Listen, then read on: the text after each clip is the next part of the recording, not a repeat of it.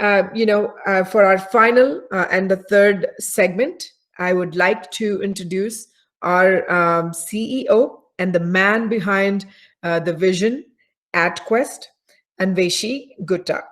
After spending almost 2 decades in technology and consulting, he set foot onto the social enterprise, focusing on sustainable living and climate care enabled by technology.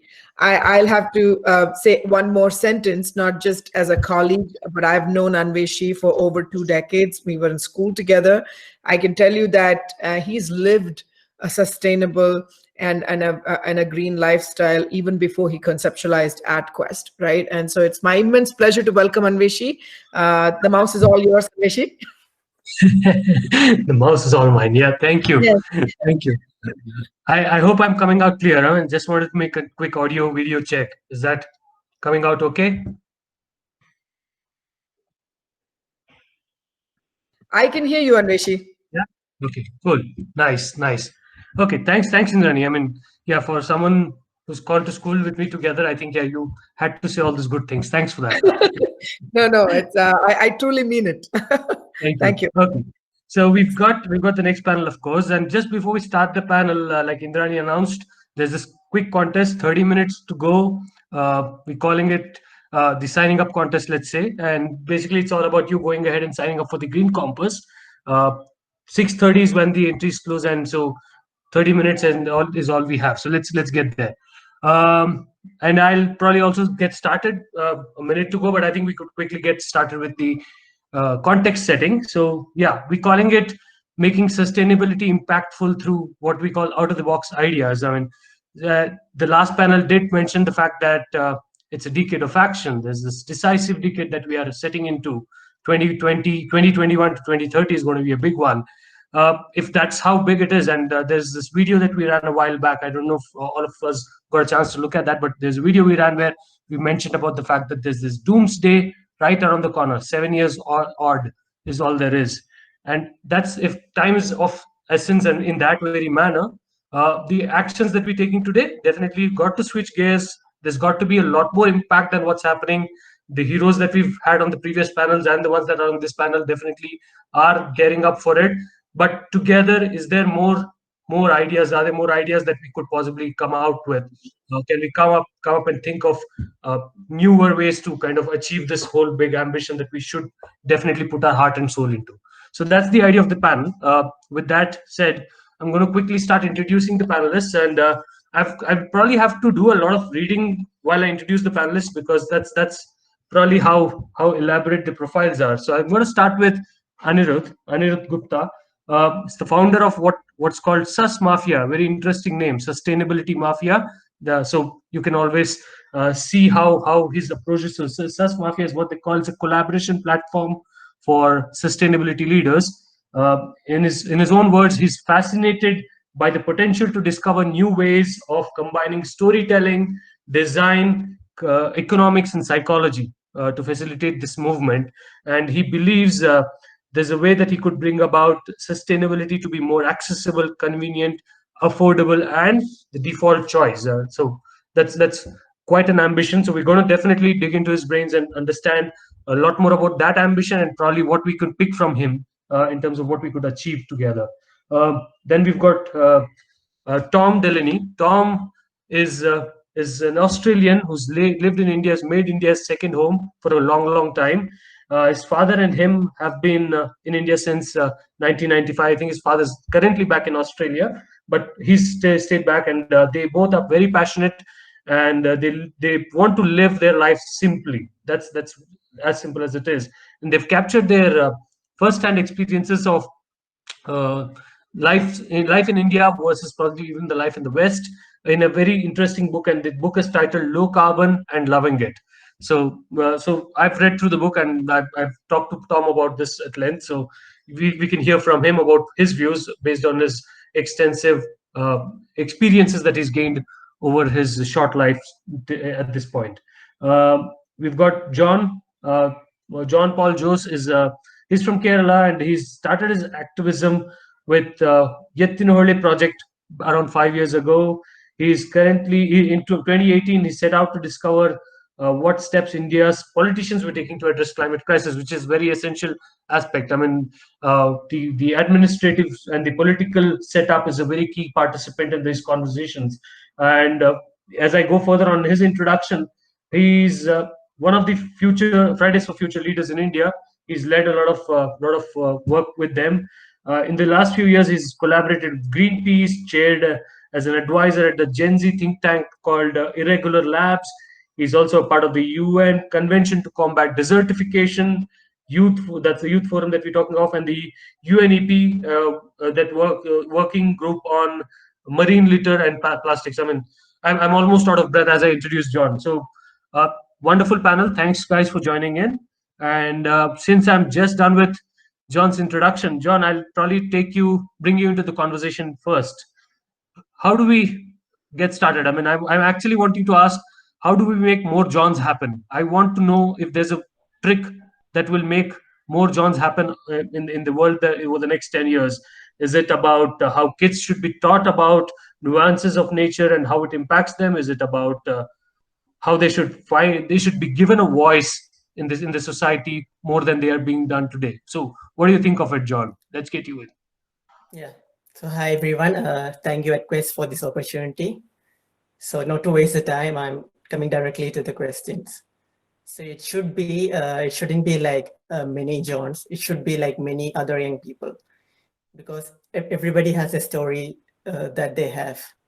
So for me, to have an interest in the environment, my family is from agriculture background, so that helped me to connect with nature.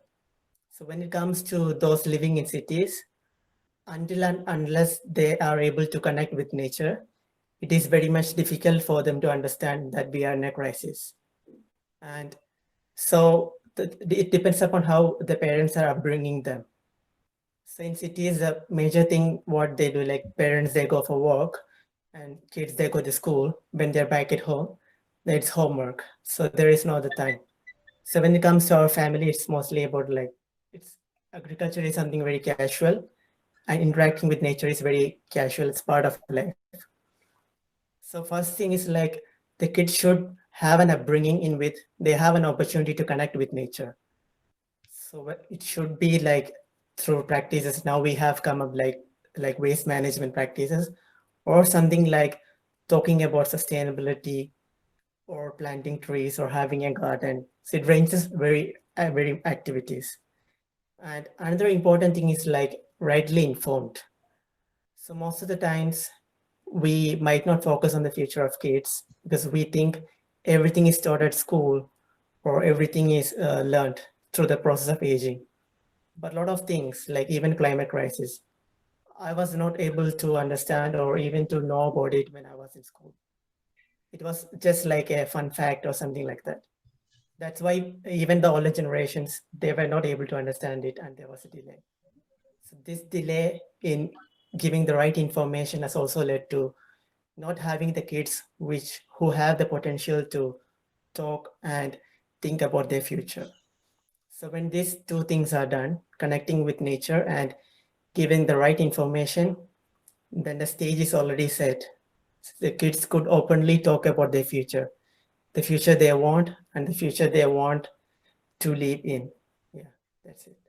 Very interesting, John. Very interesting. And I'm sure while you may be trying to be modest, but the kind of work you're doing at your age, we definitely have a role model in you. So a lot of kids definitely should have. And when I said more of Johns, that's what I meant. So we definitely need more people to Thank do what you. you're doing. That probably is a very interesting point for me. Time for me to move on to the next panelist, Tom. If you're on with us. While John definitely did mention about what kids could do, what kids and schools possibly could do, what would be also interesting for us to look at is what elders could do. And the reason I want to ask this question to you is because of this very interesting picture that I see in your book when I read it, where Mark, your father, holds a placard that says, "I don't want my kids to say why didn't you do something." I mean, that's something that I believe we're heading into. That's the reality of where we are. So if that's what it is, then what are the ideas you believe the generations of today, the so-called millennials of today, can do so that the future generations don't have a blame on them. Don't lay blame on them. Is there a question? Is there an answer to that? Tom, are you with us?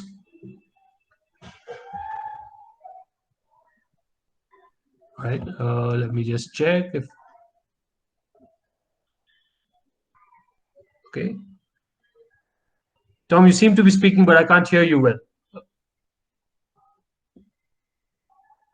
Okay, so I think there's a tech glitch. I mean, Murphy's law at work, so we can't help it there. So we'll move on. Move on. I'll probably have Anirudh jump in. Anirudh, would you have an answer to that? I mean, although I think you're working in a space that's very unique, but do you want to answer that question before we move on to the other questions that I thought I would have actually wanted to ask you? Yeah, thank you for having me on, Meshi. Yeah. So your question was specific to how can we get older people, the elders to get their act together so that the next generation doesn't get to blame them for not doing what they should have done in their own times. Yeah. So in this specific context, I've taken a behavioral lens to the sustainability challenge. And I think it's actually applicable to millennials, to elders, to anybody in between.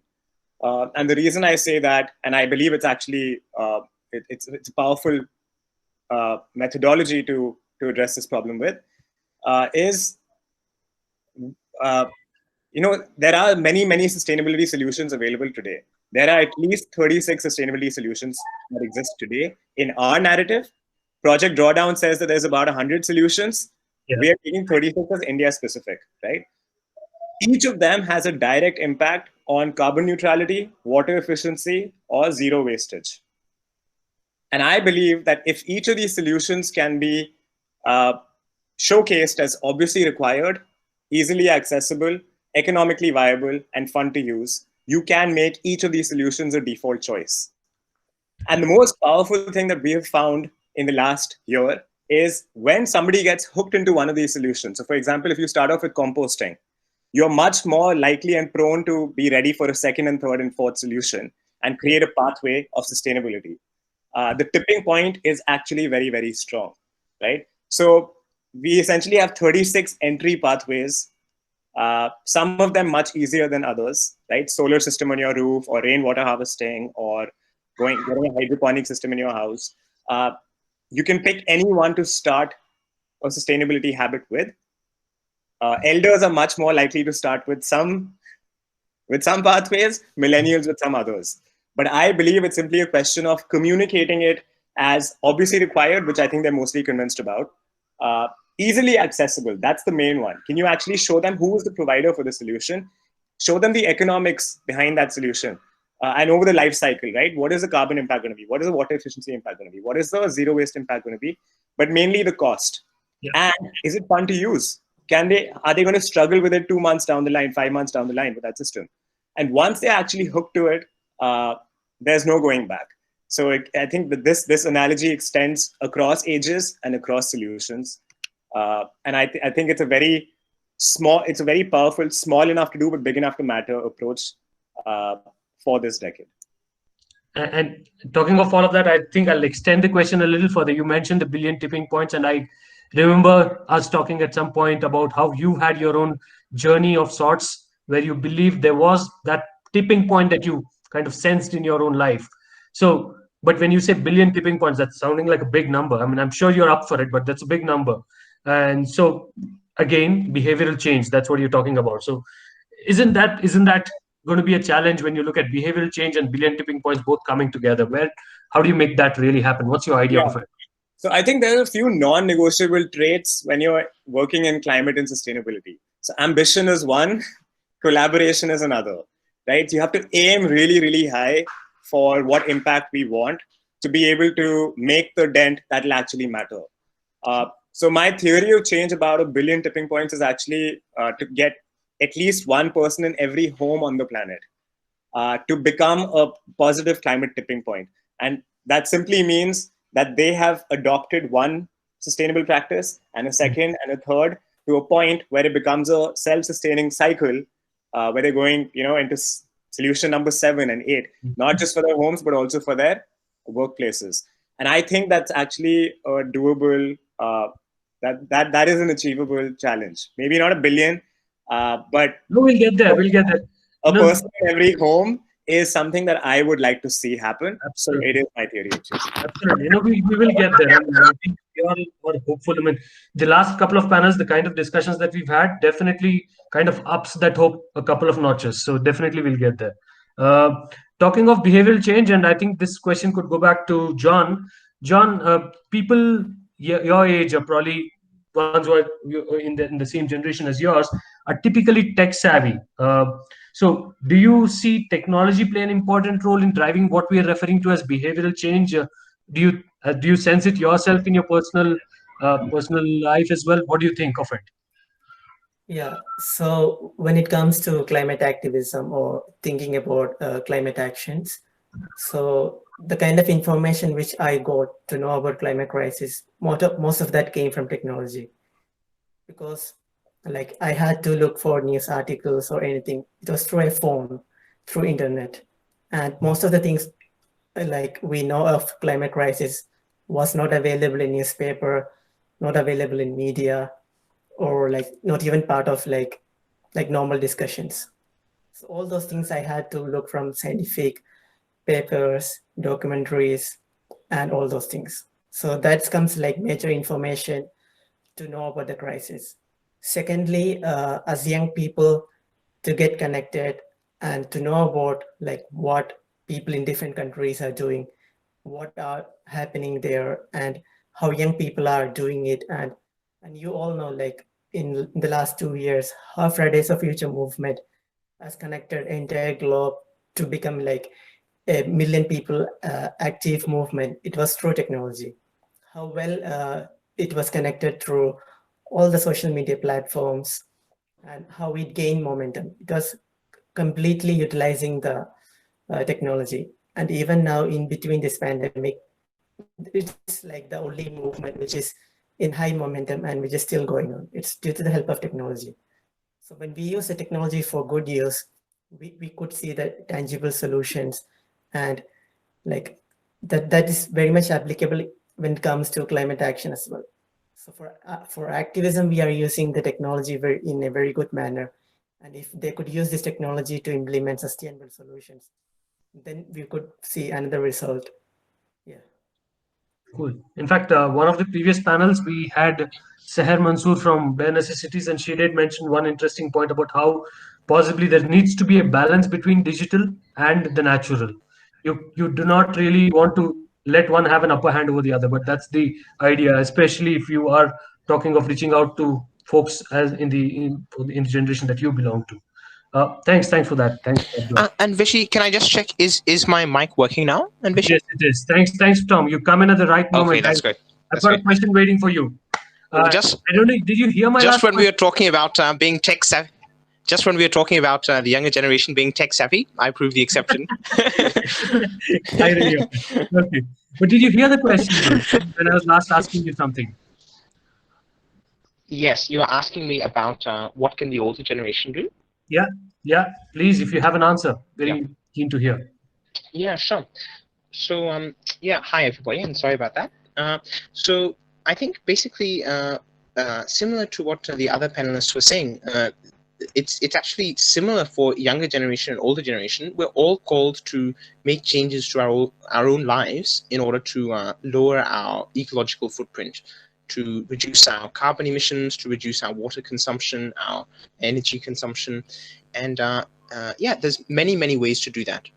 So I guess what we discuss in our book is that a guiding principle is just to try to live life simply, because the world these days is very complex. There's a lot of stuff, and much of the stuff we don't actually need. So just to give one very simple example, I just took a bath with cold water rather than hot water.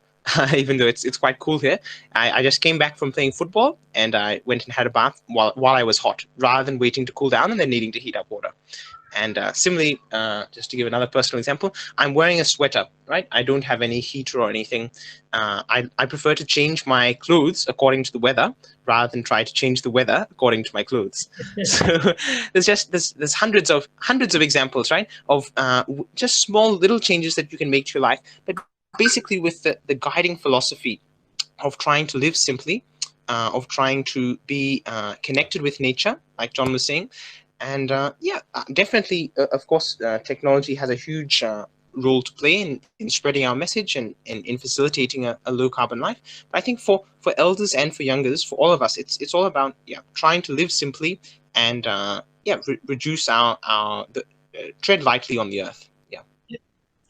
And while what you said, Tom, may sound a radical shift to a lot of people, I'm sure there is this path that you took over a period of time, and then it's become something that's coming naturally to you today. It's not been overnight, right? That's how you start. You like we were hearing Exactly. Anirudh mention. You take small changes, and then there's this tipping point that you Exactly. come to, and then you realize that it's coming more naturally to you. The choices are very naturally alternative than mainstream choices come not more naturally to you, right?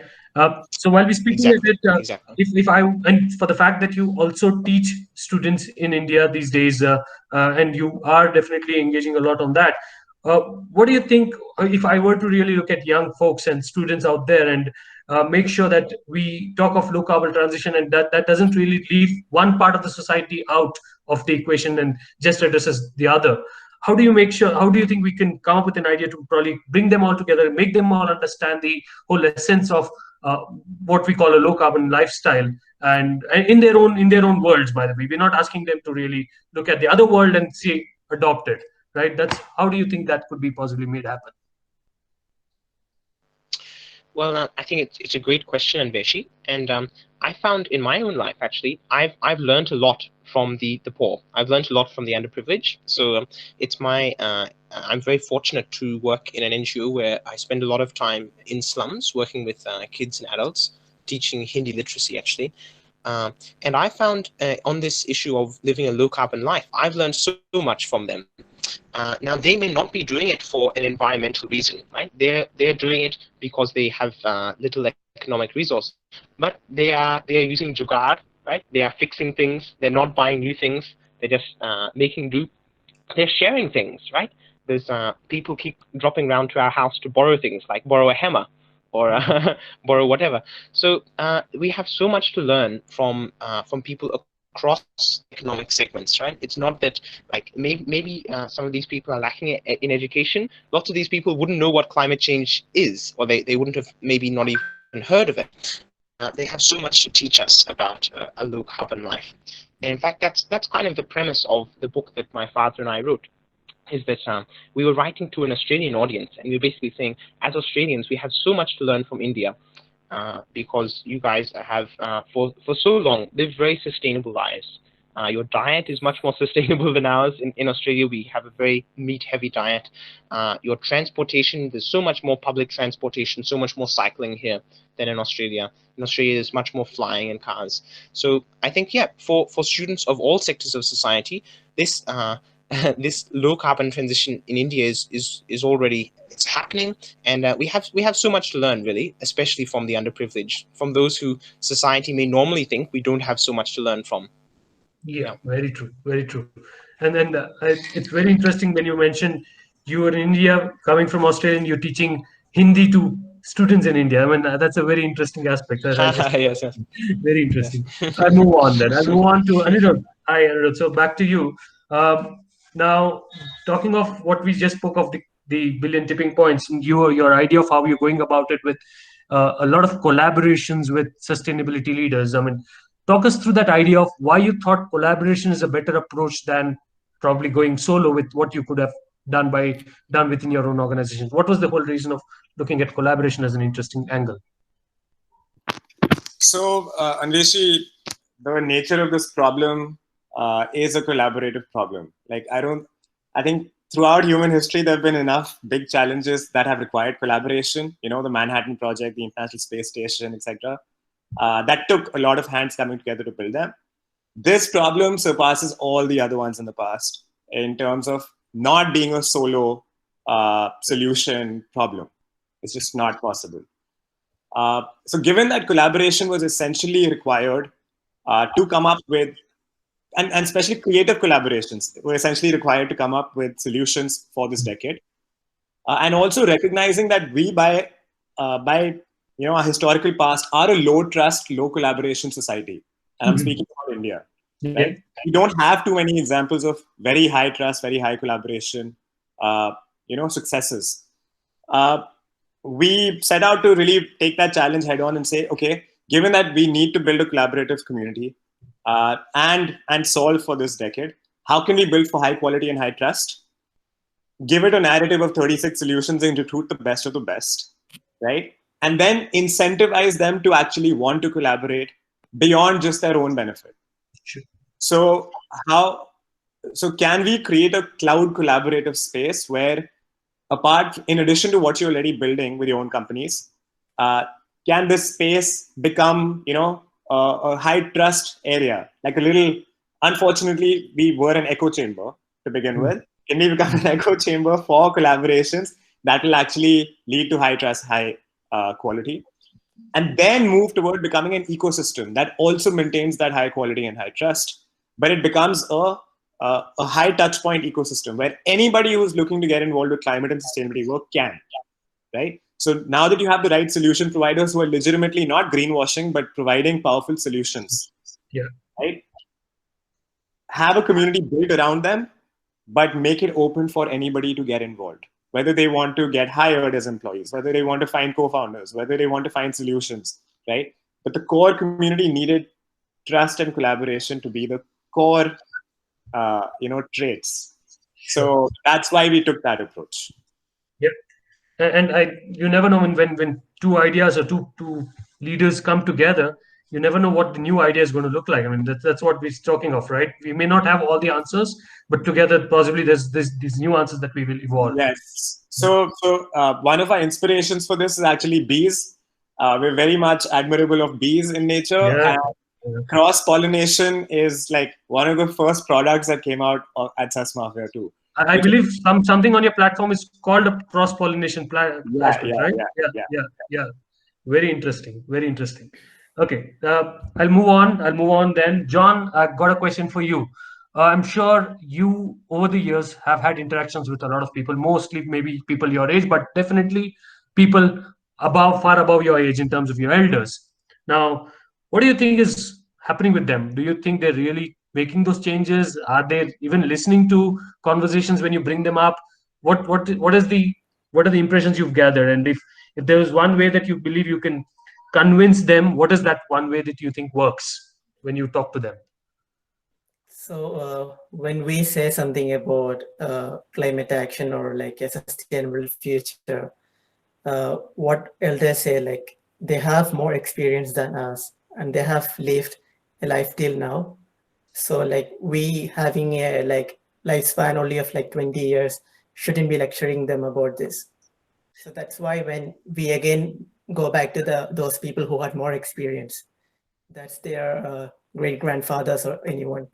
So if you look back into how the Indian society was living and compare it with Europe, I think we never had something called like carbon footprint. We were all within the limits. The kind of impacts colonialism or post-independent development that has led India into something to be on top, like 7% of global carbon emissions. So if we look back, what we could see was like joint families. So it's like less demand for resources. Then again, it was more sustainable lifestyles. And most of the practices which is leading to a wrong way, all of that came from adopting a failed model that even many countries are still progressing. The progress which we got from the bad model, that's what we are following now. And from the ancestors, we got a break, and that culture we lost, and we are following a different culture. So that's very important to know what is our root, because most of the culture or everything is associated with the nature we are living in. So when we lose that natural interaction and is replaced by a foreign model, then we are following something different. Then we are connected with that foreign entity and we are no longer connected to that environment which we belong. Then another thing which we do is like when I talk is like, so when areas affected by flood or anything, it's people and most of the people as well doesn't know about the issue of climate crisis or climate change in India. So when these disasters come frequently, they just say like the climate has changed, crops are not growing. Even some people say like when they keep, especially when it comes to paddy fields, when they harvest, they dry it in the sun. So they say like usually it used to take so many days to dry it, but nowadays it can be dried in few days. So when we connect a lot of this experience which they have and try to make them understand like why this is happening and what is the issue. So that's why when they have begun to show the interest, because they have already faced a crisis and the situations which we have in this crisis, that's not something they used to experience in the past. True. So when we connect these dots, then they have a questions like, do we have any economic benefits or future benefits if we move to sustainability?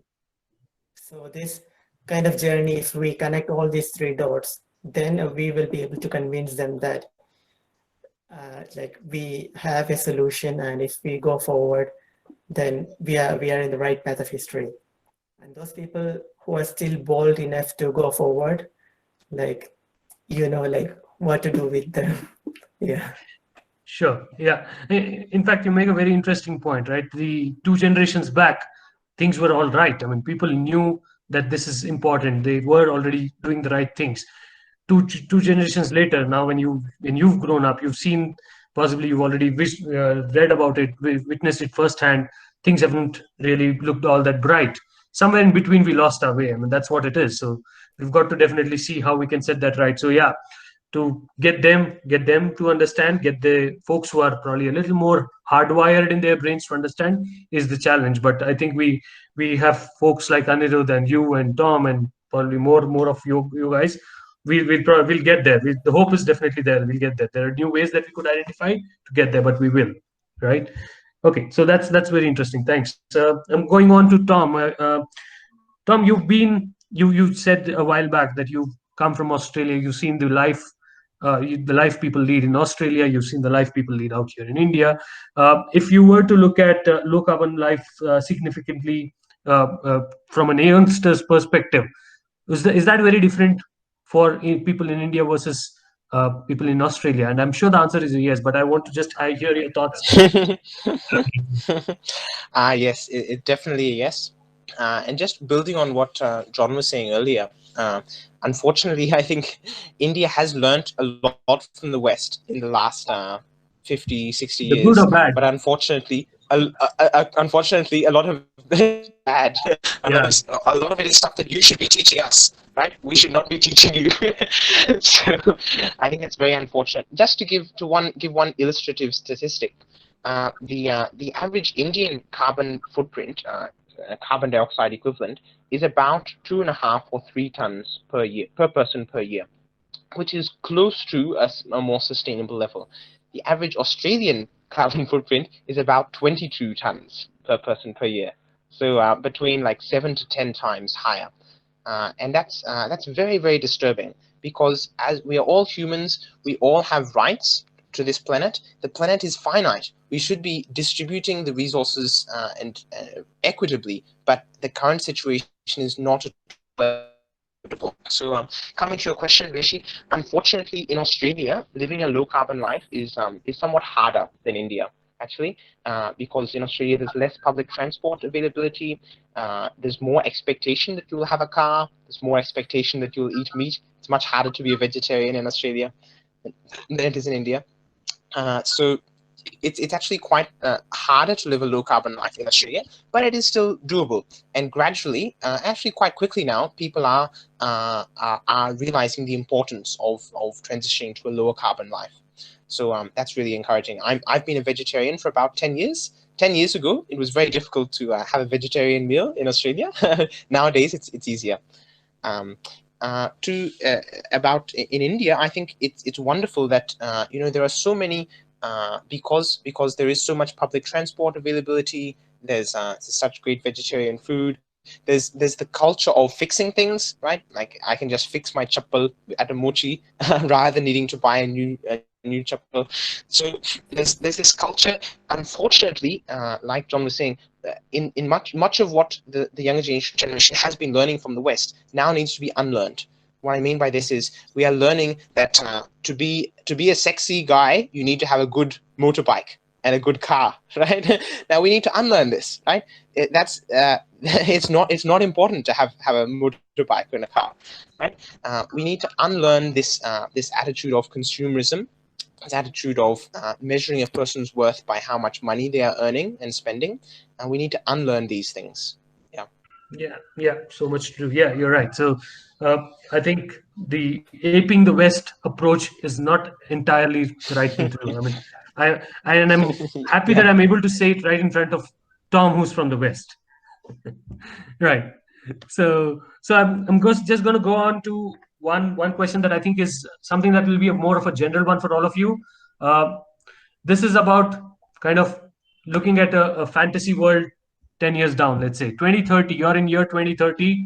The world has got its act together. So whoever we talk about, corporates, we talk about elders, we talk about governments, we talk about educational institutions, everyone's done the right thing. Let's be the eternal optimist that we could possibly be. Everyone's done the right thing. They've walked down the green path. Now, if that's what has happened, and if you were to visualize yourself in 2030, what's that one thing around you that you believe has changed compared to 2020? So since I'm talking to you, Tom, why don't you take this first? What do you think has changed in 2030 if we were to do everything right? And that's, I know, a very positive thought, but let's see what you say. Yeah, I'm sorry, Anveshi. I'm very pessimistic. But if I look at the wildest imagination, I think the world would be totally different. Basically, very, very different. And maybe one unifying theme would be there would be much greater equality, I think, because unfortunately, much of I think climate change and environmental destruction is linked to inequality quite strongly, because there's the rat race. We're all trying to get ahead. We're comparing ourselves to our neighbors, and they have a better house, they have a better car. I want to get that, right? They have a nicer jewelry, whatever. So I think in 2030, if we do reach this utopia, it will be a much more equal world, one where we're not comparing ourselves to others, and one where we're not gaining our sense of security and happiness from material things.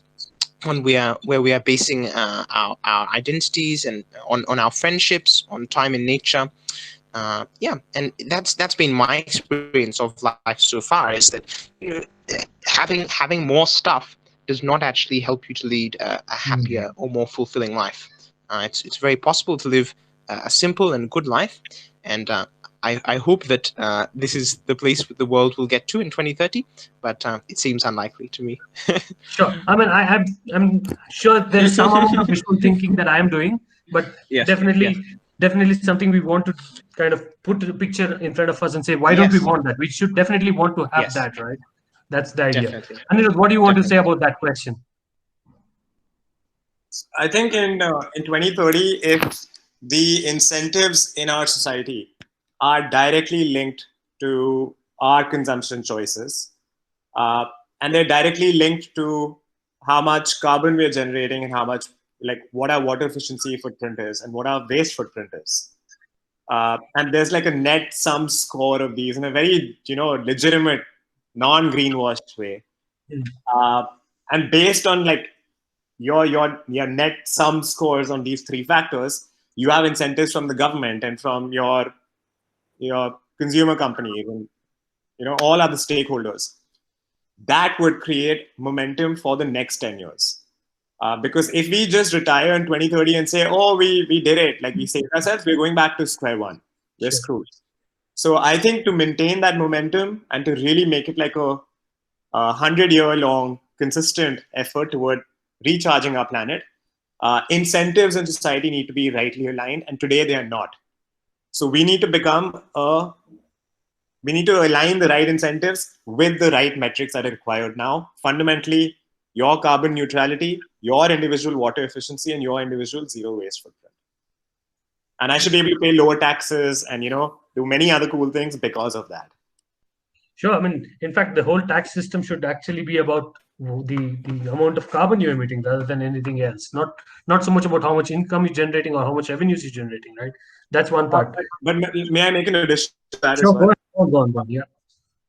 While I do that, it's important to realize that climate resilience must be equally it must be accessible by all. It can't just be like a status linked or high income related challenge. Sure.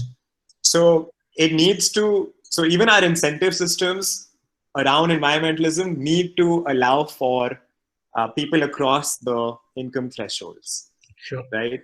So one of the ideas that I thought of would be really amazing to have was basic climate dignity. That today we have basic poverty lines above, who's above the BPL, who's below it. We should also have a basic climate dignity threshold and know how many people are above it, so that we know these many people are not getting directly impacted by climate. And our goal should be to get everybody above that and then give the right incentives. And possibly also add the climate dignity line with a different dimension, which is to say, how much are you in your own life acting on it? I mean, one is about the fact that you are getting impacted, but are you really responding to the situation in your own individual capacities? So that's important as well. So if you can bring them the two together, maybe there's a way that we could actually put a model out there, so for people to kind of look at. Yeah. Cool. I'm going to go on to John to ask the same question then. So 2030, John, what's your world like? So next 10 years, it means it's a green path. So it's just a path, but we should be meeting the end. So the end is infinite because we don't know the end. But how we should reach that end is making nature something which is central to our progress. So when we say about choosing green path, it means we are focusing on climate justice. So we are doing both climate action as well as looking into justice. So in that case, race doesn't matter, then capital accumulation doesn't matter. And as Thomas was saying, like more equitable society. And as Anirudh was saying, like there is more to build on resilience. Because even if we act together until 2030, we will be living somewhere between 1.5 or 2 degrees Celsius. So the thing is, like, we are already in a crisis and we have to face the emergency, the crisis which comes from 1.5 to 2 degree. And now itself, we know, like, we are not even there. Still, we have lots to face. Frequent flood and weather imbalance and a lot of migration and other crises. So by 2030, we will be having more to do than what we are doing now. So the 10 years, 2030, we will be like correcting our mistake and fixing a system that could like make a future generation or like current generations to progress to a more sustainable or like a nature-friendly lifestyle.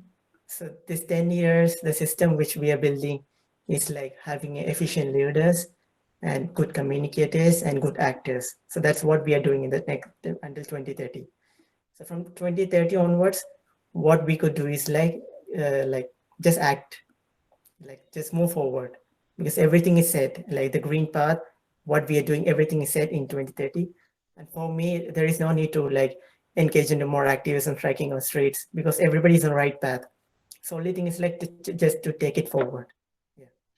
Yeah, I think all three of you have more or less said the same thing. It's not that the 10 years going right is going to set everything right. Even if you do everything right in the next 10 years, we just started off on the journey by setting or rather correcting the wrongs of the past. And now from there, how do we kind of sustain it for the next century or so is what is going to be important. So yeah, I can't agree more. So interesting there. So we wanted to we thought when we posed that question to you, we thought there would be some rosy pictures that you'll build, but I think all of us have been very balanced in our answers, also because we know the realities of the life out there. And 10 years, this 10 years, decade of action, decisive decade. If we don't do things right now, unfortunately, 2030 onwards is going to be a big challenge for all of us. I mean, that's something we got to realize. That's all there is. I mean, these 10 years have to be the time when we get the act together. So great. Thanks for that. So I think with that, we almost at the fag end of the discussion. I'm going to just let you guys leave a thought for the public out there, saying if there was this one idea that you thought people could explore in the next few days, the next few months, next few years, what's that one idea that you think kids, again, when I see people, I'm talking of young folks out there, what's that one idea that you think should be a good starting point for them? Let me take a start with Tom this time. Yeah, thanks, Anveshi. Yeah, I guess I would encourage all of us to just, when we are making some decision, like when we're deciding whether to buy a new car or not, or where to go on holiday, when we're making any decision, just that we factor in the environmental footprint of it, and that we think, like often we think that, oh, I need this, I need this better car, or I need this watch or whatever. But to try to figure out what is actually, is there a lower carbon alternative which will actually meet my needs adequately? And I think normally there is. Yeah. So just to be thoughtful as we make those little decisions every day. Yeah, interesting. Anirudh, your answer to that, what's that one thing that you think you would want to point out? So I'm going to give you one that's a borrowed idea from somebody that I consider like one of my heroes, Professor Mary Oxman at MIT Media Lab.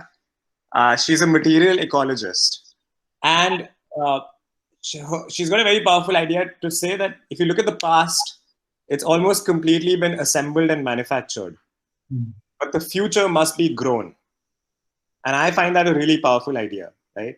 That if we move away from manufacturing and assembly to looking at the future as grown, it doesn't mean everything has to be grown, like our homes and our cars and stuff. But if we can start looking at the world as designers ourselves, we don't have to be designers. But if each of us can look at the world as designers and say, okay, how can this be like? How can I replace this by getting inspired by nature and growing something around this, right? And we start approaching everything in our life as a designer, nature-inspired designer.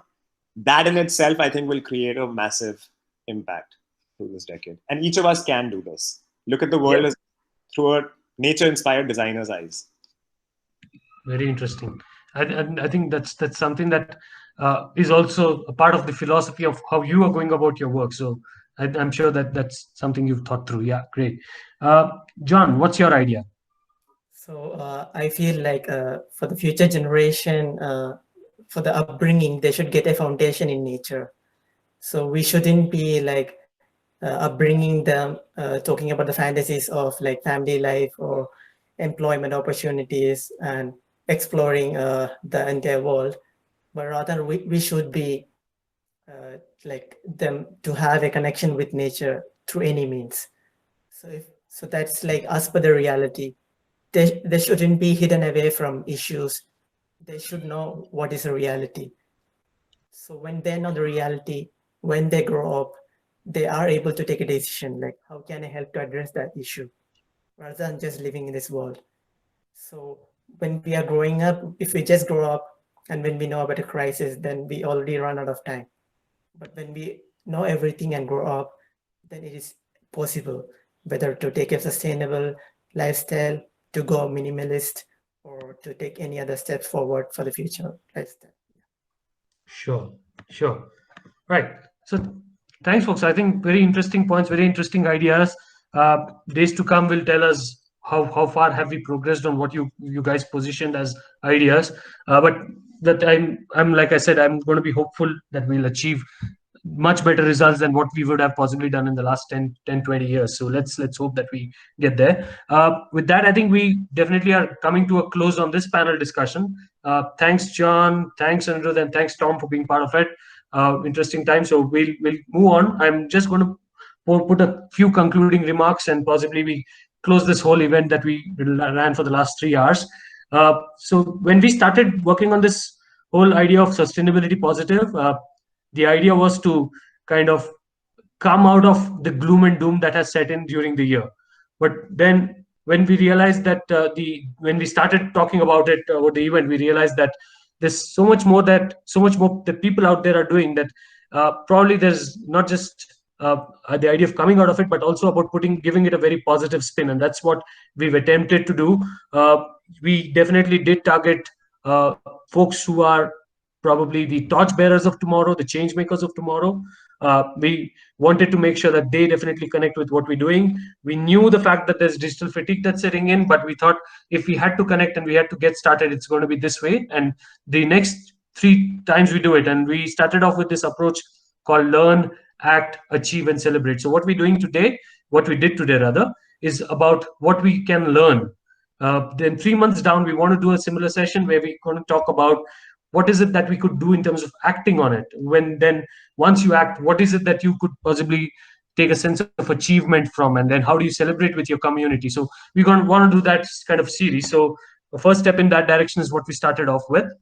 Thanks for your time. We've made some very interesting observations with all the 3 panel discussions. Clearly, the Gen Z agrees that the stakes are high. When we did the first panel, very clearly people agreed that there's 360 degrees of, when we say 360 degrees of sustainability, there's so much more that we could look at in terms of achieving sustainability in different paths. So that's very important. And then, of course, this panel brought out some insights into what possibly impactful sustainability could be like. So thanks for that. I'm going to just share my screen if I can quickly do to show, to announce the winners of the contest that we ran quickly there. So those are the winners of the contest. 10 people chosen to kind of get a prize home delivered from us. Please, if you are on the panel right now, on the discussion right now, leave your email addresses or leave your mail addresses to us. We'll otherwise reach out to you on your emails and collect your addresses, but you'll definitely have your eco gift, so to say, home delivered. So thanks for that. Yeah, with that, I think it's a wrap. We'll catch up soon again on a discussion sometime soon. Thank you, guys. Excuse, Yeah. Anveshi. Yeah, Tom. Anveshi. Yes. Rashmi has just asked a great question in the chat. I'm not sure if you've seen that. So she just asked. Okay, I'm just looking at it. Thanks, Tom. How much does individual carbon footprint opting for a sustainable lifestyle on a personal level matter when hundreds of yeah, that's the idea. I mean, Rashmi, I don't know if you had a chance to also watch a video that we played about an hour or so back. The idea is not to look at the fact that someone else isn't yet doing. And let me be honest. While we say that the big corporations are not acting on it, they are starting to act on it. I've been observing this space for a while, and because we definitely are engaging in discussions with the corporate sector as well, they have started. There's a whole lot of companies who set ambitions to go zero carbon, not just for what they're doing today, but to also come out of the historical emissions that they've done. Having said that, you're not entirely wrong when you say not enough is being done. So there's a lot to be done, and that's where we're calling this 10 years as the decade of action, or what we call decisive decade. So that's my take on it. Tom, I'm sure you have a point to make. So what do you want? Can I can I add two answers that I have to that question?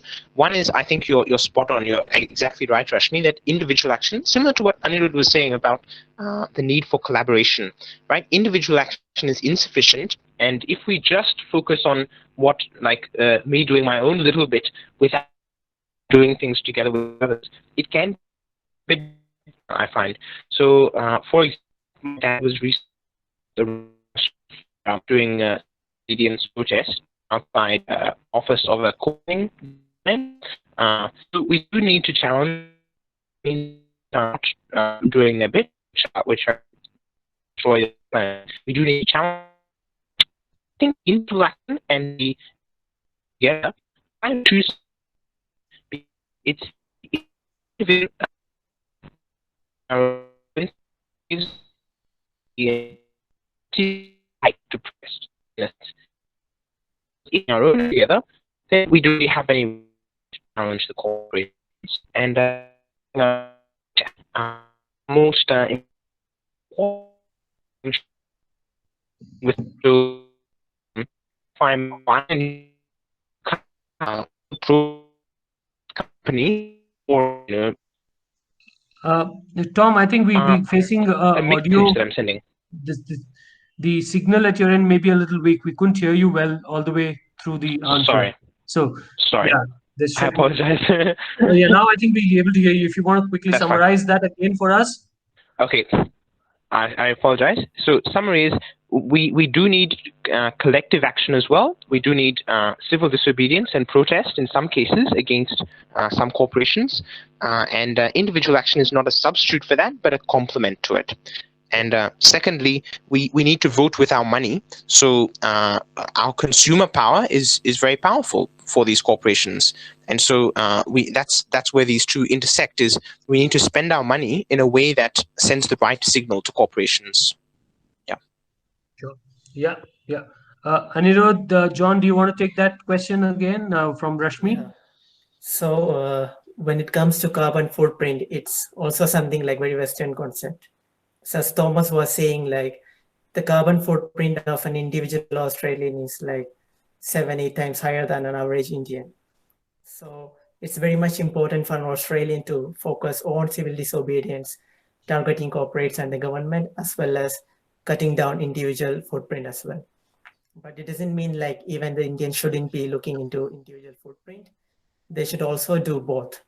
So it matters because the lifestyle is very different in the West and in global South. So that's why we need to focus on both, because the kind of consumption they have and the kind of lifestyle they have, it's more like a more carbon footprint. Yeah. True. Anirudh, any thoughts to add? Yeah. So in this one, in this question, it seems like it's individual choices can be small enough to do, and corporate choices may be misaligned, and they'll just negate the effort. But I'm a little bit optimistic about this. I think if enough individuals start measuring their own carbon footprint and become more conscious about it, odds are that for the companies that they are consumers of, or that they are employees of, or that they are shareholders of, right? Those companies will, over the next 2-3 years, also be forced to, either by their own conscious awakening or by one of their stakeholders, some of whom may have actually become climate conscious. And we're willing to bet that 3 years from now, there is no future for companies that have not made a climate pivot. Yeah. So I think it starts with the individual and then trickles into organizations, because the power of your consumer choices and your shareholder capital is quite a lot. Yeah, that's a very interesting perspective. I think so Rashmi, I hope that answers your question. Just adding 2 more points to what's been already mentioned. While companies can do a lot, they're also at some level struggling with the fact that the employees are not kind of participative in those carbon emission engagements or initiatives they're taking up. So a behavioral change at an individual level is also something that the corporate sector is focusing on. Is that possible, so that there is this collective, like someone mentioned, there's a collective effort towards achieving it? Even if the big actions are to be taken by the corporates, there's a need for collective action between different segments. In fact, that's where the short film that I was referring to, we launched a short film just about an hour and a half back, where it was interestingly titled "Less of Or and Lots of And." So that's what we want. That's what it's got to be. So that's what it's got to be. And so we'll also put that movie out there that we were referring to, and we'll probably share that link as well. So we could probably look at what sense that makes to all of us. Okay, great. Rashmi seems to be okay with the way we've answered it, so thanks for that. Okay, so great. We call it a wrap. So thanks again, everyone, for joining the 3 discussions that we've had. Thanks for the panelists on this one, and we'll connect again soon to take this further, whatever actions have come out of it. Thank you. Thanks, everyone.